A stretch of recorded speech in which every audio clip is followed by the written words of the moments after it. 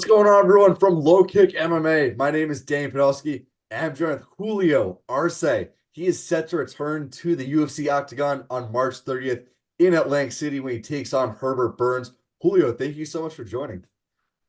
Yeah, thank you for having me. Pleasure. Of course, of course. Now, first off, it's about a week and a half out. When do you head out to Atlantic City? Not too far of a travel for you, but when do you head out? I'm actually excited about that. I leave Tuesday, this coming Tuesday. So nice quick ride. It kind of brings back all memories about the Ring of Combat days, driving the AC, but usually it was on a Thursday. But this time, get ready for fight week. Yeah, you mentioned it right there. Training out in New York, you're gonna have the home fans behind you at Atlantic City. Like, how exciting is that for you, having the home crowd behind you? It brings back a lot of memories, and I haven't fought in Jersey in the longest time, so it's gonna be very exciting. Mhm. And so after the layoff, how did this fight with Herbert Burns come together? And how you been preparing for him specifically? I know a lot. Herbert Burns is very, very jujitsu based. He's very well known for that. I watched a lot of his fights in UFC. He puts on some scrap. So I'm ready for it.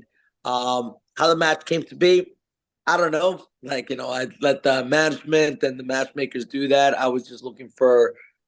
Um, I was looking for just a fight to get back in there because, after you think about it, a year already passed. I had tore my ACL, supposed to fight Cody Garbrandt, never happened because of the injury. Then, once I was ready and I got my surgery, which I got to give a shout out to Dr. Chris Ahmad from Columbia University. And then I went to PT immediately the next day after surgery at Edge PT, which with Dr. Brian. He we just were so disciplined about the rehab, and next thing you know, I'm like, all right, yo, I'm ready to fight. Like, get me a fight, don't care, I just want to fight again, and here Yeah, we are. and especially for someone like you got signed to the UFC in 2018, you've been super active since then. And this is kind of the first long layoff of your career. How frustrating was that, with the knee injury? And again, like it'll be a 17-month layoff. It's been a while since we've seen Julio Arce in that octagon. What improvements have you made? Honestly, well, I feel like I finally got to fill out more as a 45er that like the way I wanted to, as when I initially, started in the UFC as a 45er. That I just went to UFC as a 45 because just 35 was getting too difficult to make. But then I went back to 35. Now I'm back at 45, and like the surgery, the injury gave me a chance to work on a lot of just like the physical aspect of it, of filling out the way I needed to be. Also, just a lot of observation. I got to as I'm doing PT and rehabbing, I focus a lot on the mental aspect of it and just really observing things that when you're in the fight, when you're getting ready for a fight and so on, you might not be seeing. So I kind of took that step out of the box, and I'm just ready to just come back and just get put on the gas pedal and just go. Yeah. So I gotta ask, you mentioned moving back up to 45. Like, first of all, how much easier is it for you to make 145? And second of all, is that your permanent class, or could we see a move back to 35 in the future? Is you feeling good about 45? Yeah, usually, after surgery, also people, put on a little bit of weight. I Mhm. make sure I just stay lifting, and I put on weight, the correct way. I didn't just like let myself just get all out of shape. Mhm. Um, and you know, as you're getting older, those weight cuts get a little tougher. So I can make 35, but if I'm gonna make 35, I'm gonna need like a lot of notice ahead of time to get there. But it's a possibility. If they were to offer me like look, if they were offering me like a big fight at 35, I'll do it. Right, I can make it. But like I said, I just need time. Mhm. But as of now, just stay at 45. Be healthy. That's it. These not trying to kill myself with these weight cuts. Yeah, I think that's, fair, kind of fair way to look at it. And, I think one of a rematch or a fight that I'd love to see is you versus Dan Ige. That was one of your first fights in the UFC, Yeah, and seeing how Ige's career has played out, he's in the top 15 out at featherweight. And I think for fans who maybe don't know your game as well, like you're at that level. I feel like when you were at 35, you were just outside the rankings for a while. And so yeah. so first of all, like, would you want that rematch with Ige if you're continuing to stay at 45? And then this is kind of separate question, but like, if you were to move down to 35, is a rematch with Cody Garbrandt, is that the one of those big fights that would get you to move down to 35? Sorry, not rematch, rebooking with Yeah, Cody Garbrandt. absolutely. I know he's fighting Figueiredo, so I know like that's gonna just shoot him up to where he wants to be. Um, but a rematch with Danny Gay would be great also. Look, we both it was our first time in the UFC. Then like I came out with the win, but look, his career took off, and he's in the top 15. I always felt I've just been like just outside of making the top 15. I just couldn't make that breakthrough, and I think it's time. It's taking its time, and so if I stay at 45, definitely have that rematch with him one day. I mean, unless they offer him bigger fights. And if I drop to 35 and they're like, okay, we want you to fight Cody, I'd be like, sure. Mhm. But I'm sure like where they are now and with the fights that they have proposed now, so they're, I don't think they're gonna fight. They wouldn't fight down. They wouldn't fight backwards. But that's it. Who knows? So I have to build myself to Mhm. get back up there. Is it frustrating at all for a guy like you? Because you don't get on the mic and like start calling people out. And you have like Cody Garbrandt, I think would have been the biggest kind of name value fight of your career, and that to have that kind of taken away from you, how frustrating is that? You know, I think it's like I think it is for many people. It's like you see an opportunity, you're like, "Ah, I'm excited about it. I can't wait. I can't wait. And then in my case, I got injured and it really sucked because like this was an opportunity that presented itself and it was a great opportunity to really skyrocket or really bump myself up in the UFC rankings. And it just felt like it just got snatched away so quickly. Mhm. So it mentally just was like, it's like, damn, that just sucked. And then after that, then you got to do all the rehab and the whole year layoff and stuff. But you know, like it's maybe bigger opportunities are on the horizons. It's Mhm. just gotta come back, get this fight in, and just really show out. Yeah. No, I love kind of the fighting spirit of that of you can't control the injury, but you can control what you do after. You're training at Tiger Schulman. How have they helped you, for this camp throughout the training process, and who have been your main training partners for this fight? Oh man, those all we got a lot of talent in the room. Um, right now, I have the usuals. I have I got Shane, Mike Trezano. They're on the mats with me. We got there's up and comer. His name is Bobby Casal, who's just like a whiz Mhm. with knowledge, and the amount of knowledge that he has is actually really impressive, and he's helped a lot. I have Rob Ricchio, he's fighting for the CFFC lightweight title, and he's looking for major wins, which is going to probably shoot him up into the UFC. I have Ricardo Fuentes, who's also fighting in April 12th. And I just got got Shane's little brother Ryan. So we got like a bunch of animals in this room, and there's still like a bunch of amateurs, a bunch of like pros, extra pros in there. But they've been the main training partner, sticking with me all throughout, and just helping every step of the way. So they've been a major part. Yeah, and I think there's been a real kind of wave of talent coming out of the Northeast. You got the Boston Cartel kind of up north. So much talent out in New York, and then in Philadelphia, it's really growing as Yeah, well. Like talk to me about kind of being part of that growing scene. you know, it's when you really look at it, you're like, damn. One, it's crazy how like the sport and the talent has grown because I see some of the amateurs, some of the young pros in our team, and I'm like, man, this is the next generation. How freaking good are they getting? Mhm. Like, I was coming up, it's like Right. We are at a certain level. Now, some people stop training or progressing, and this just in general throughout their careers. And then you look at the new generation, the new wave, and you're just like, damn, these guys are pretty freaking good Mhm. while being at a low pro level, sort Mhm. of say.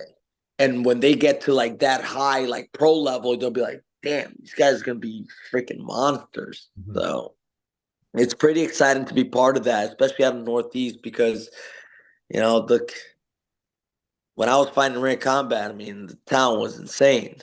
Now it's just like next generation, bunch of monsters in there. Yeah, and I think at at all levels, like I kind of cover kind of the regional scene down here in Philadelphia where I'm based, but it's and kind of, and also for myself training, but like I think the way that MMA is taught and that everyone's training in MMA now, and we're getting all these guys, this influx of talent of fighters who are starting to fight when they're a lot younger, and they're not just it's not just a jiu-jitsu guy turn into an MMA fighter. It's not just a boxer turn to It's like MMA, but MMA, it's MMA, MMA. MMA work. Yeah.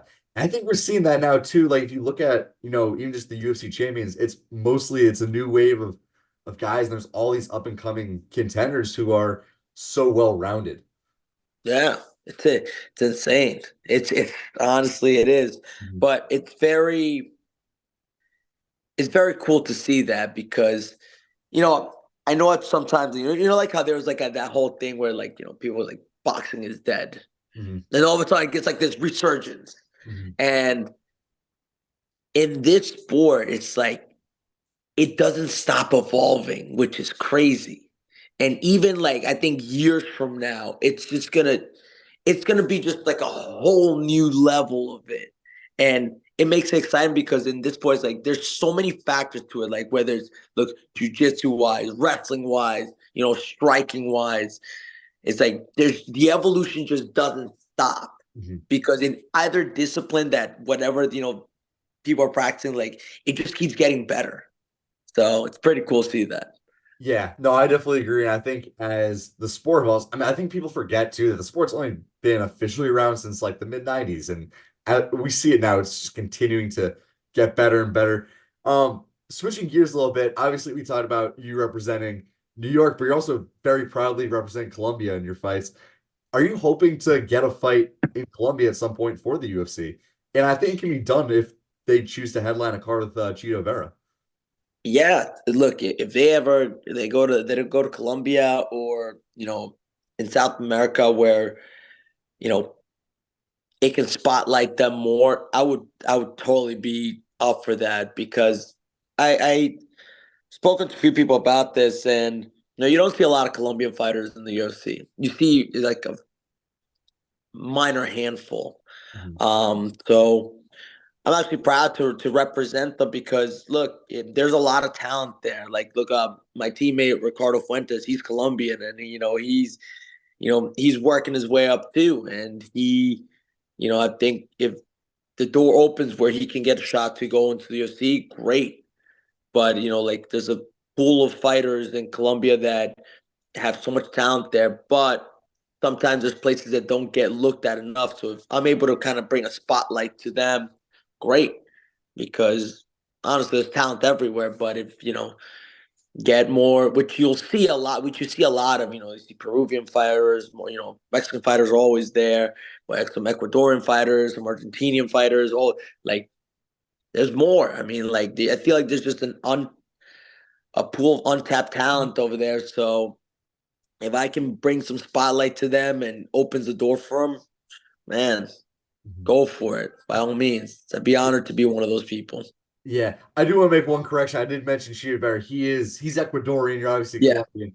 But obviously within the South American scene, Brazil's always kind of been, the top dog. But you yeah, mentioned it too, like it's growing throughout the rest of South America too. We're seeing a lot of guys from Peru, Argentina, Colombia, Ecuador, and it's, I obviously I talk about the scene growing in the Northeast, but it's growing just as much in South America as well. yeah. It's insane. It's insane, man. It's pretty cool to see.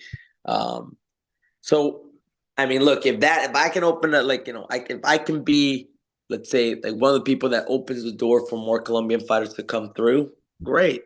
I most of my family lives in Colombia, and I love them to death.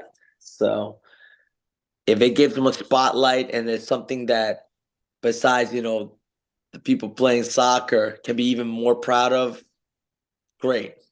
I'm always honored to represent Colombia, represent my country. Love to hear it. So looking ahead, right? If all goes well and you beat Herbert Burns, what are your goals for the end of 2024? Like, is that, a healthy year, or is that top 15 by the end of the year? Like, where do you want to be by the end of 2024? I think for me, it's interesting for me because I went back to 35.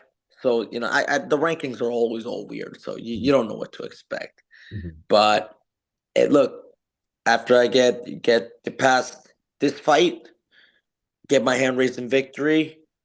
This is my last fight on my UFC contract, so we'll see after that what happens. But look, whether my last fight or not, I'm gonna show out, and then afterwards, I want to stay in the UFC and I want to keep going because I can climb very high in this. So we'll see after that. But yeah, hopefully, by end 2024, we get at least 3 wins and go for even higher opponent. Love to hear that. Well, I think, Julio, I'm wishing you the best of luck next weekend in Atlantic City. And just my final question, right? March 30th, Herbert Burns, Julio Arce. Julio, give me your official prediction. All I know is I'm looking to come out of there with my hand raised in victory. We're going out there, show out. It's going to be a scrap, and I can't wait. Awesome. Julio, I'm wishing you the best of luck. Of course, if there are any socials, teammates, platform is yours. Feel free to shout out whoever.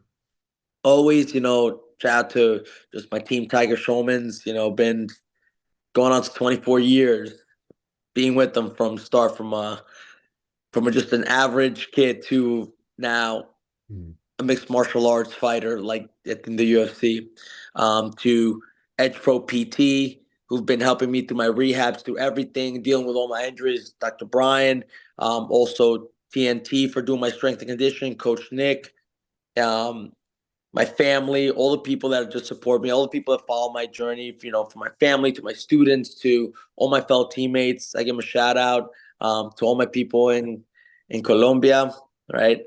I always love you guys and much love, but just to everyone, just always a thank you in general for being so supportive in this journey. Awesome. Guys, Julio Arce returns to the Octagon on March 30th. He takes on Herbert Burns in Atlantic City. You will not want to miss this fight. Julio, thank you so much for taking the time. Best of luck to you. Thank you, my man. Have a great day.